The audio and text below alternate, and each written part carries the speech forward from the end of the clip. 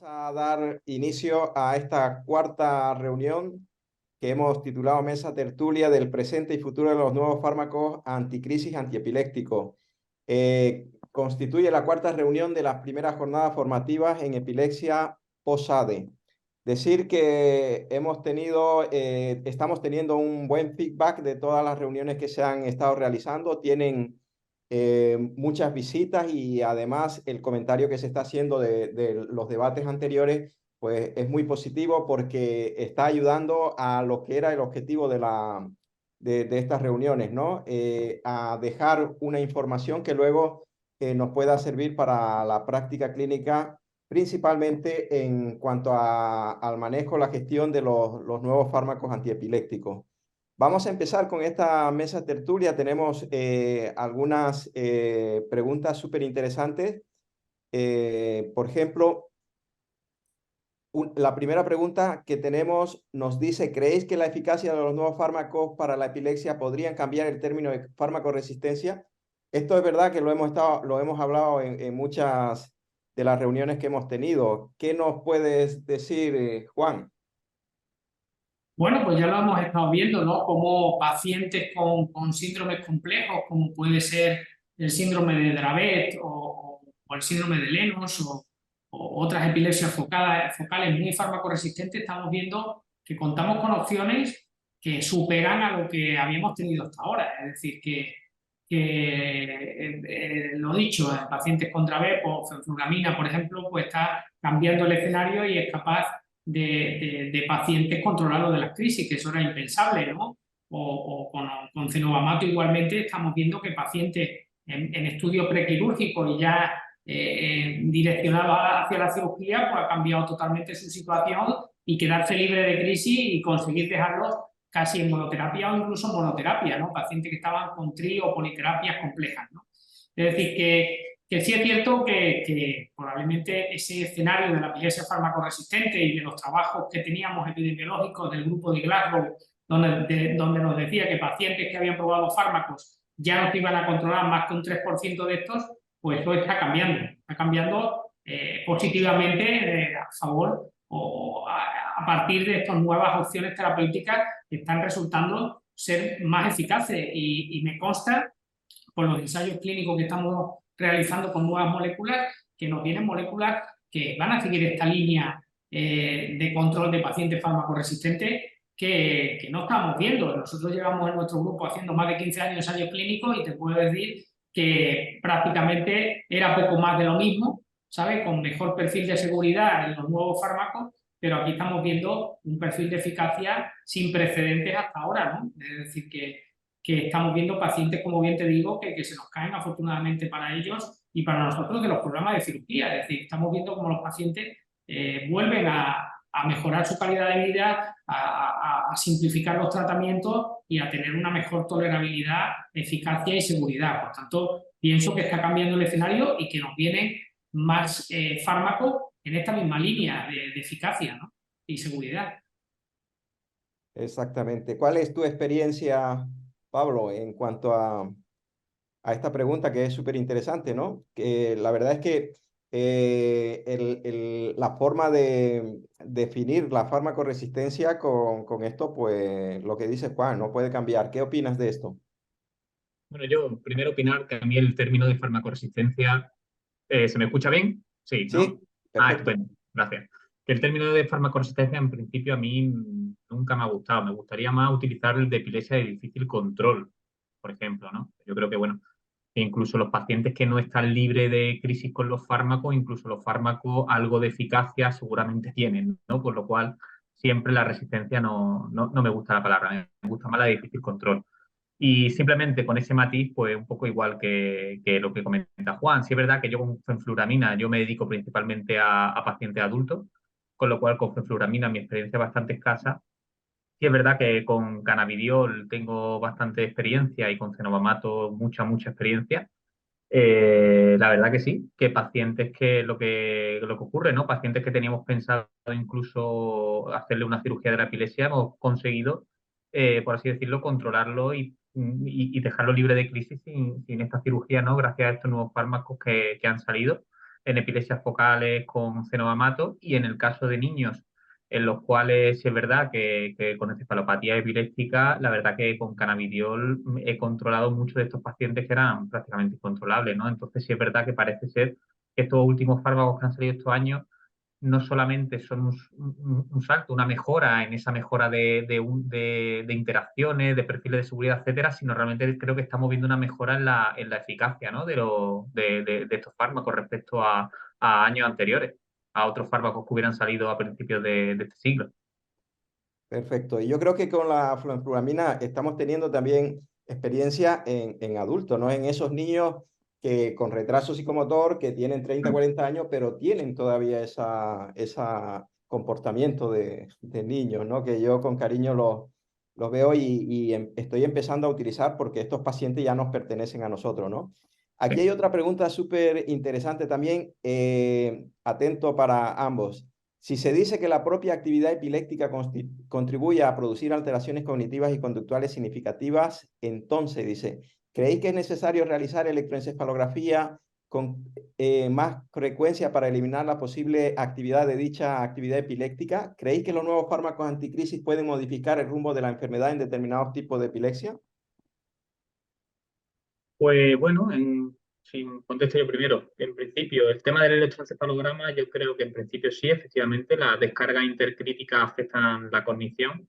La cuestión es si realmente el suprimir esas descargas te va a conseguir un mejor perfil cognitivo que el efecto secundario que te puede provocar un fármaco, ¿no? Y eso es lo que realmente de momento no sabemos. Si es verdad que en pacientes con encefalopatía o con descargas muy frecuentes, está claro que en principio el hecho incluso de poder esas descargas quitarlas podría mejorar el perfil cognitivo, pero hay pacientes que, bueno, que tienen descargas intercríticas no muy frecuentes y no tendría mucho sentido eso intentar desaparecer ese tipo de descargas, según la evidencia que tenemos ahora, ¿eh? Es lo que yo opino. No sé qué opina Juan. Bueno, yo pienso lo mismo, que no tenemos datos, es decir, pero yo que veo bastantes niños y que vemos niños con epilepsia set límite o lo que llamamos epilepsia venina de la infancia, que tienen actividad muy frecuente y vemos cómo estos niños sin tratamiento hacen cuadros tipo TDAH-like o cuadros de trastornos atencionales, hiperfrontalidad y no sabemos nunca si eso lo hubiéramos tratado y hubiera cambiado el escenario, ¿sabes? Pero hay mucha discrepancia entre los grupos y si te revisas bien esta literatura te encuentras de todo, ¿no? Entonces yo cada vez más, lógicamente, si hay mucha actividad y hay una comorbilidad cognitivo-conductual, sin grandes evidencias que lo puedan soportar, planteo hacer una prueba terapéutica y ver qué pasa, ¿no? Que en alguna ocasión me he llevado sorpresas muy positivas en cuanto a mejoría del eje y mejoría cognitivo-conductual, ¿no? Pero la tendencia sigue siendo a no tratar pacientes que no tengan crisis, aunque tengan actividad, sobre todo en estas epilepsias benignas de la infancia.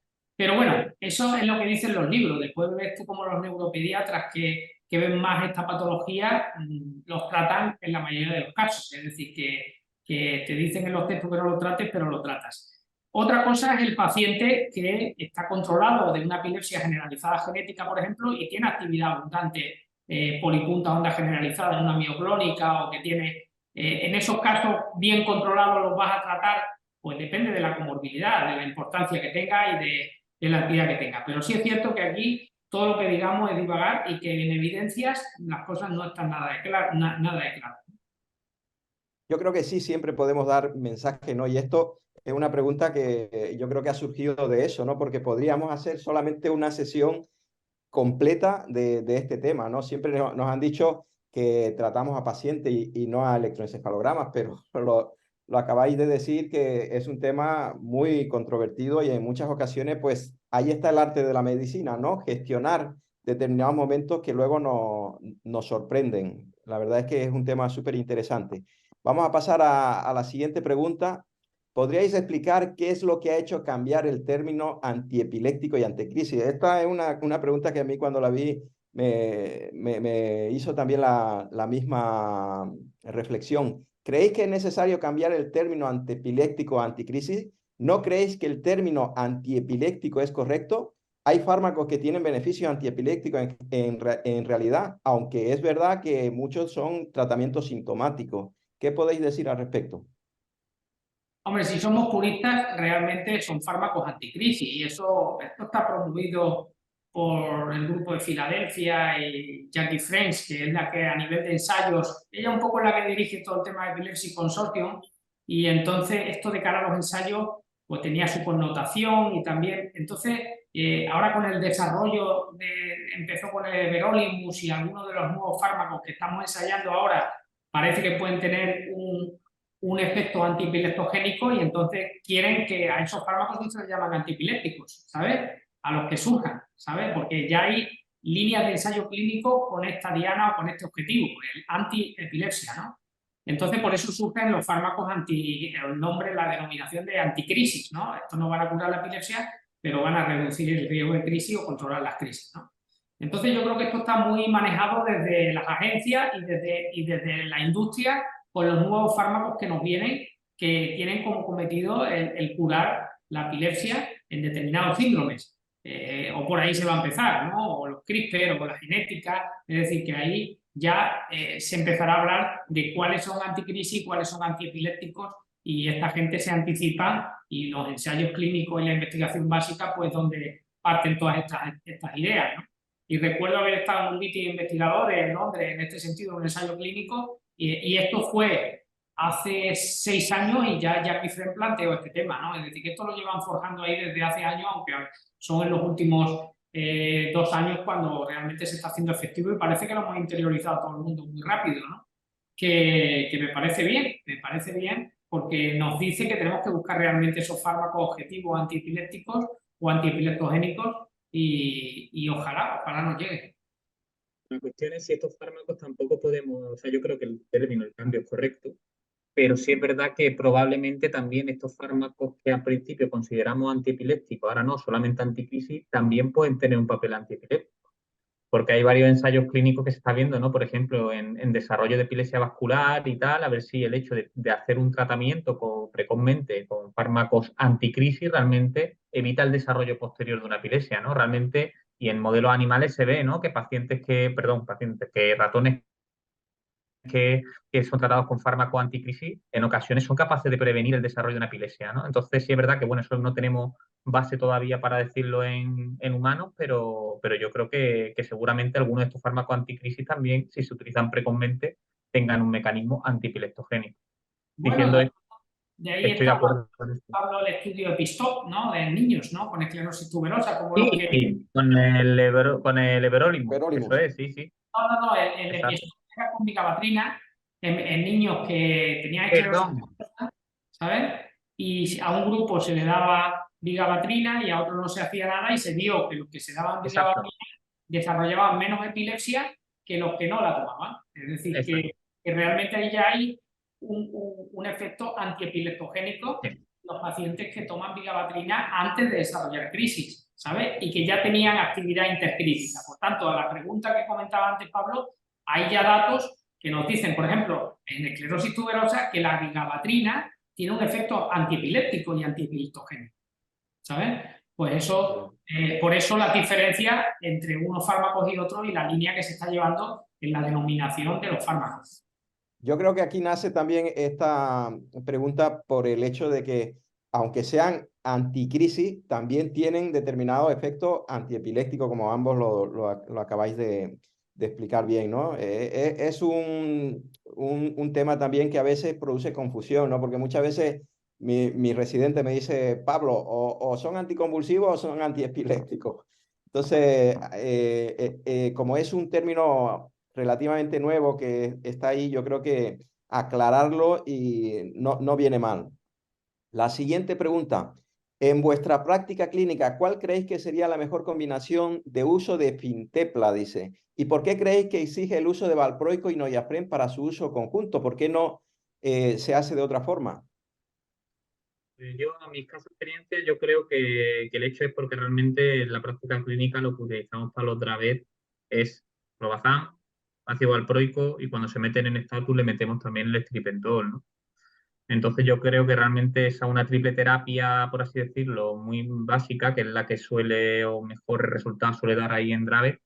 Y yo creo que el hecho aquí sería, pues en todo caso, eso, ¿no? Quitar el estripentol, que lo podemos utilizar durante la fase esta que hay brutal, y luego cambiarla por Fintepla, ¿no? Esa es, dentro de, ya lo digo, de mi experiencia escasa, esa es mi opinión. Pero realmente Fintepla, cannabidiol, por el contrario, sí se recomienda asociarlo a clobazam, es decir, que la ficha técnica de comercialización en España nos dice que hay que usarlo con clobazam, pero Fintepla en principio no hay que usarlo, no tiene por qué usarlo con No, no, clobazam. no.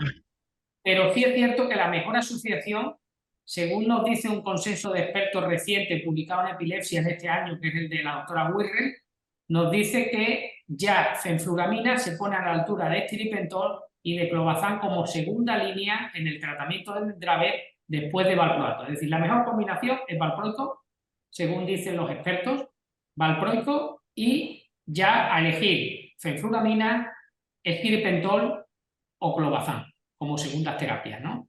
Según los datos que son bastante contundentes, incluso en los OLE, en los estudios de extensión de los pivotales de fenfluramina, nos dicen que estamos hablando de una mejoría en las caídas hasta de un 70%, perdón, en las crisis generalizadas hasta un 76% en el estudio de extensión, por tanto, de respondedores. Estamos hablando de unos resultados insólitos en esta patología. Por tanto, yo a día de hoy, y sabiendo y conociendo los resultados de estripentol, te diría que si el niño tiene más de 2 años, porque antes de los 2 años no está indicado, y ya viene con valproato, la segunda opción está ahí entre clobazam o fenfluramina. Si hay acceso a fenfluramina, pues probablemente con esos datos, fenfluramina, ¿sabes? Y con clobazam de lado. Estripentol, mi experiencia, que veo niños con Dravet, pues sí, es eficaz, pero la tolerabilidad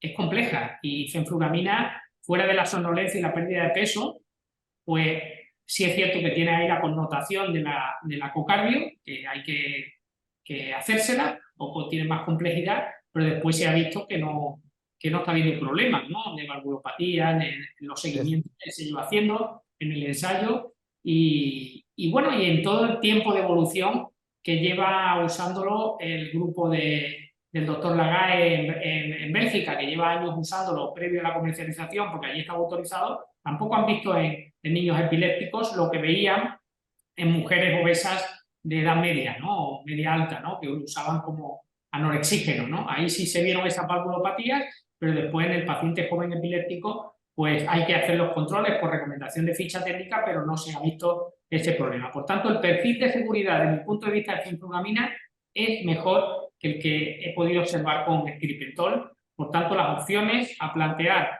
como dicen los expertos y como yo ahora mismo planteo con las evidencias por delante, es usar valproato de inicio y después clobazam o fenfluramina. Y Perfecto. dejar, como dice Pablo, el estripentol para esas situaciones que el estatus o que empiecen a ir mal.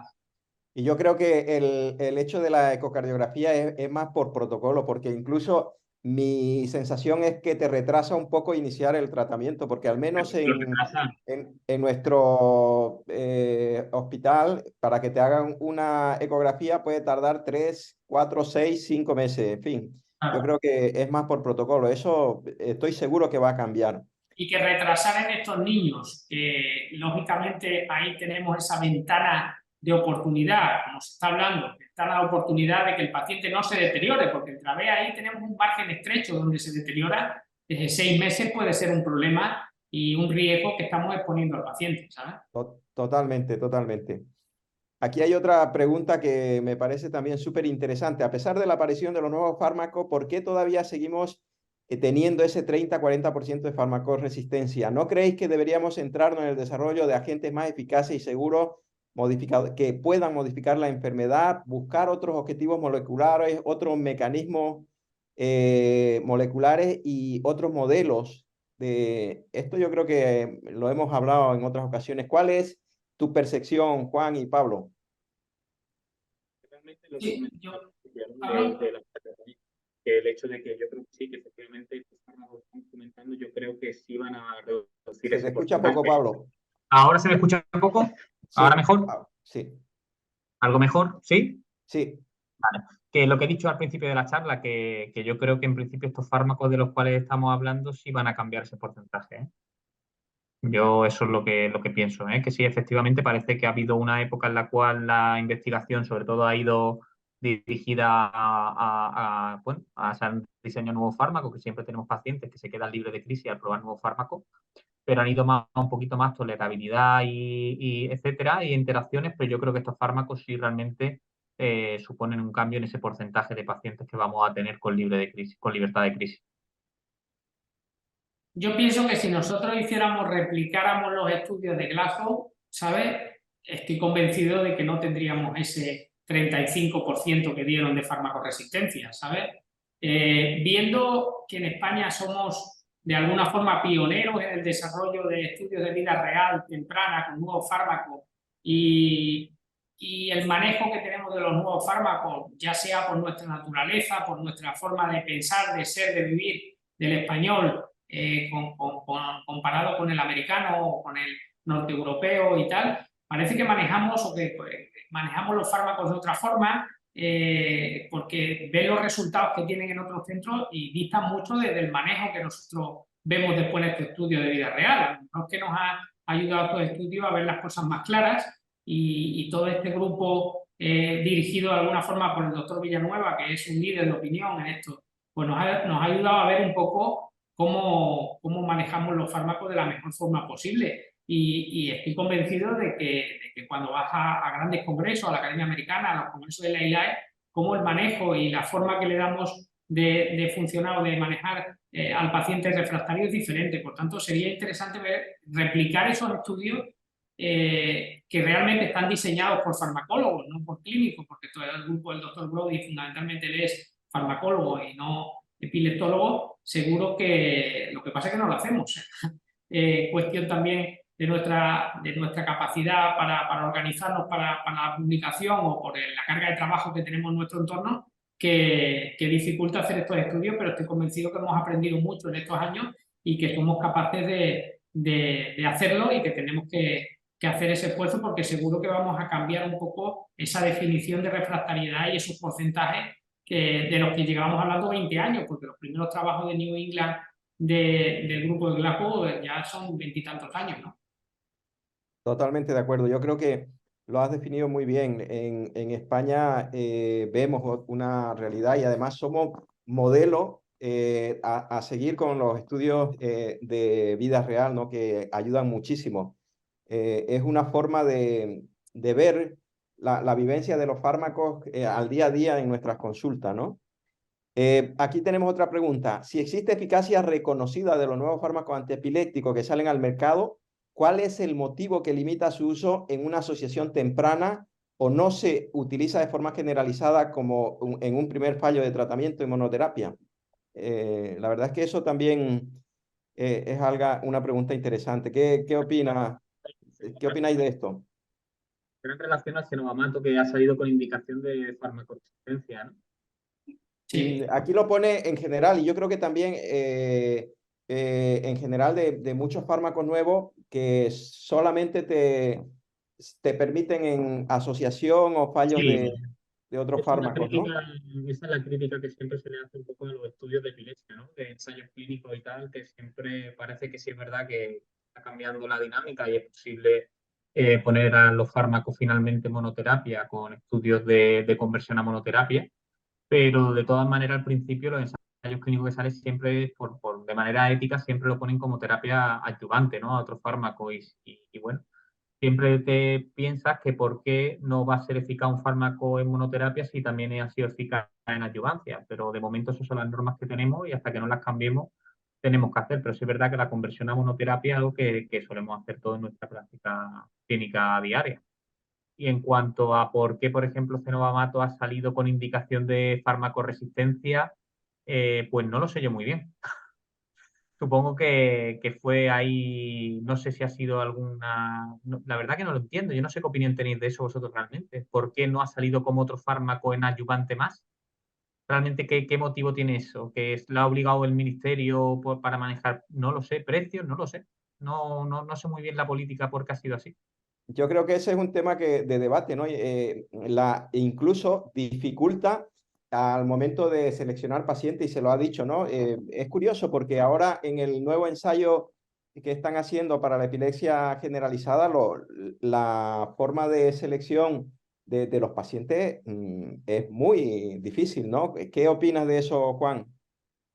Sí, yo con respecto a lo que decía Pablo, pienso que como en los ensayos pivotables hubo dos complicaciones graves y se cambió todo el manejo del fármaco, es decir, a partir de los 3 que hubo con cenobamato, se planteó hacer esa escala de dosis en 10 semanas y hacer un estudio extenso de seguridad posterior a aquello, ¿sabes? Entonces, eso dio un poco de miedo y las agencias pues son más cautas y dicen, bueno, que aquí se han muerto una o dos personas con este problema, ¿sabes? Que después vemos que no es un problema en vida real, que realmente esto lo vemos mucho más con la motrigina o carbamazepina o con oscarbazepina, pero son otros tiempos, ¿sabes? Ya las agencias han visto complicaciones de vigabatrina a posteriori, de retigabina, de tal, y dicen, bueno, aquí ha habido este problema, aunque después se ha solventado con la escalada lenta, pero vamos a ser cautos y vamos a dejarlo limitado para población muy farmacoresistente, pero está claro que esto tiene que cambiar, porque en la vida real es que no lo vemos, que vemos pacientes que han tenido reacciones idiosincráticas cutáneas por otros fármacos y no la tienen por fenómeno. Por tanto, esto yo creo que por cómo se han desarrollado esas dos complicaciones, que probablemente no, seguro, porque yo tuve la oportunidad de ver los reports de los USAs de estos casos y realmente fueron porque se atendieron mal de urgencia y no consultaron con el investigador y el que lo vio de urgencia pues mantuvo el tratamiento, como pasa en casos que hemos visto de complicaciones cutáneas graves por la motrigina o por otras carbosamidas, ¿no? Por tanto, yo creo que esa ha sido la razón para que se limite su uso a formas farmacoresistentes. Pero no lo puedo confirmar esto al 100%, habrá que preguntarle al sponsor, a Angelini o a SK, que si esa es realmente la causa, porque yo no veo otra, porque el ensayo tiene un diseño similar al que han tenido el resto de fármacos. Y probablemente eso venga de atrás y venga de la FDA cuando vio los primeros estudios de la EMA, creo que fue la FDA la que obligó a hacer un nuevo ensayo. Yo creo que esto, También de todas parecido maneras, pasa con el cannabidiol y el clobazam, ¿no? Que aquí nos obligan a ponerlo con el... Sí, pero en este caso parece que sí es cierto que estaban, no sé, un porcentaje de pacientes estaban con clobazam, la mayoría. Entonces, al analizar los datos, dicen sí, esto, pero estaba en asociación con clobazam, que era el fármaco predominante y tal, y por ahí se sacó esto. Ten en cuenta que las agencias, sí, En América creo que no hace falta que vaya con clobazam, no, no, creo, ¿eh?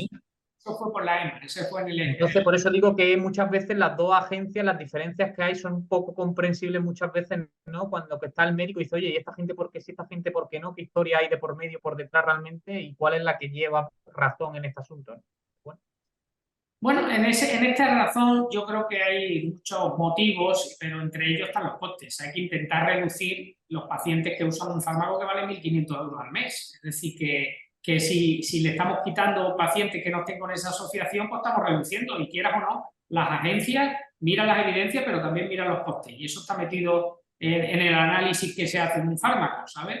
Y no se pueden disparar. Y ahí detrás probablemente haya intereses políticos también. Y eso yo no puedo asegurarlo, pero estoy convencido que la parte económica de un fármaco puede afectar económicamente a los países y esto hay que tenerlo en cuenta. Y Europa funciona como un grupo y probablemente esto esté de alguna forma ahí mediando eso. Pero no es lo mismo manejar fármacos de 200 euros al mes que de 1.500 euros al mes, ¿sabes? totalmente. De población, ¿no? El cannabidiol en principio se han limitado a una población mucho más precisa y un síndrome epiléptico muy concreto y probablemente sea debido por temas.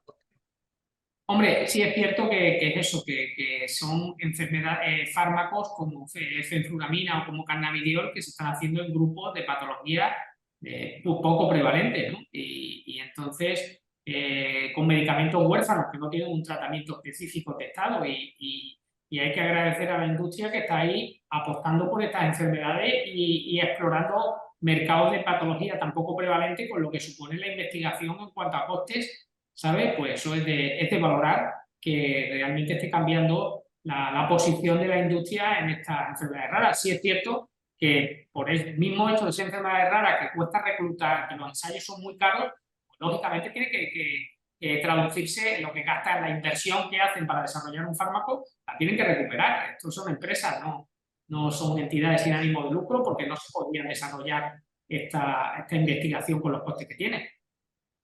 Correcto, yo creo que esto está dándonos incluso esa prevalencia que está cambiando, ¿no? De ser tan poco, resulta de que no es tan poco, porque nos ha abierto los ojos y, oye, ha ayudado a diagnosticar esos pacientes que estaban considerados como una PSI o como un retraso psicomotor sin más, a profundizar, a hacer un estudio y esa prevalencia también ha salido a flote para bien de estos pacientes, porque estamos viendo de que podemos cambiar muchas cosas, ¿no?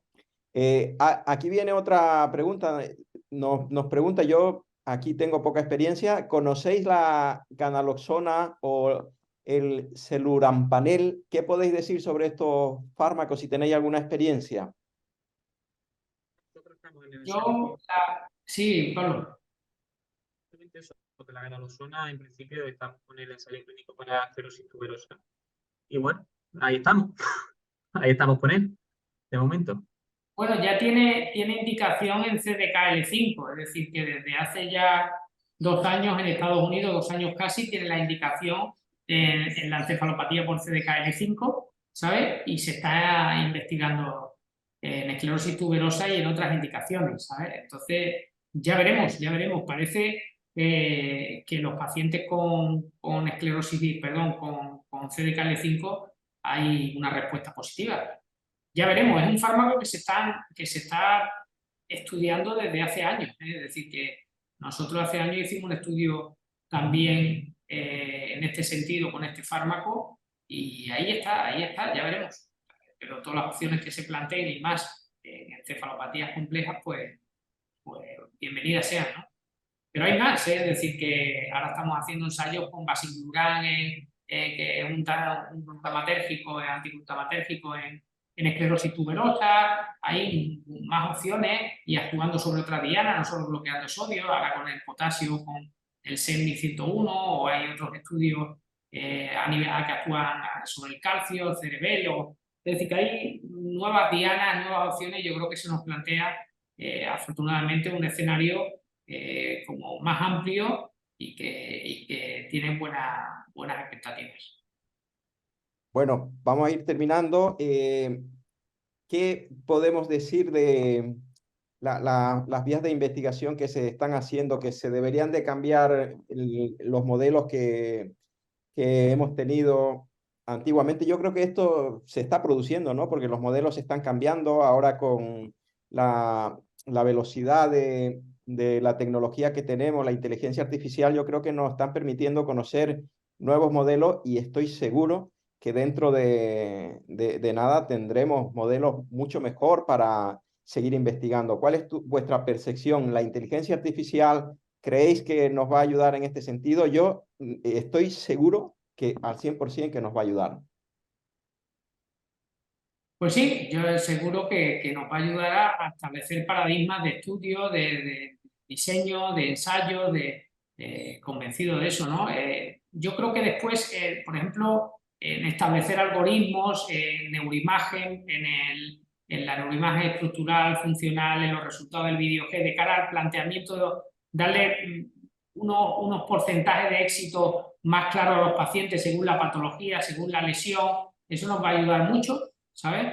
Y en el diseño de los ensayos y de los fármacos, pues igualmente también, ¿sabes? Es decir, que ya las experiencias que vamos teniendo son más con determinadas técnicas, ¿no? Técnicas medibles. Pero bueno, es una realidad y una realidad seguro que va a ser positiva. A mí me llama la atención que la inflamación que tanto y los neuromoduladores pues no estén arrancando todavía en la epilepsia, que ya vemos que toda la patología neurológica, desde las múltiples, las migrañas, ahora con las enfermedades neuromusculares, pues y teníamos mucho y podemos relacionar la epilepsia como la inflamación está muy implicada en el estatus, está muy implicada en muchos modelos de epilepsia, como todavía ahí no han entrado los monoclonales, pero esperamos que viendo los resultados que están teniendo en otra patología neurológica tan variada, seguro que también nos van a aportar, ¿no? Entonces, lo de la inteligencia artificial todavía en modelos de ensayo